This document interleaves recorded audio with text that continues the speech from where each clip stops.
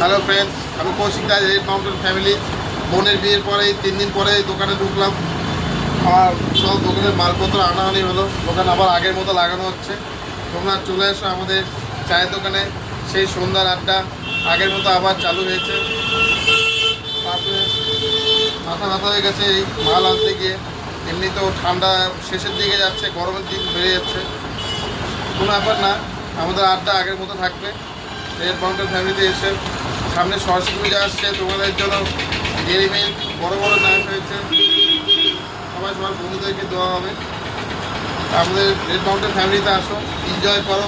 চা, চকলেট চা, কফি এসবের সাথে এনজয় করো, সাথে ডেয়ারি মিল্ক দেওয়ার জন্য।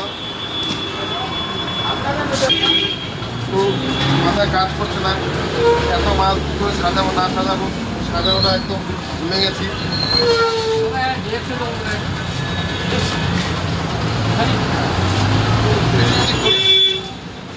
তো কত রকম বাকি আছে দেখো। খালি তোমাদের সরস্বতী পূজার জন্য একদম নতুন বছর, একদম সরস্বতী পূজাতে চকলেটে চকলেট,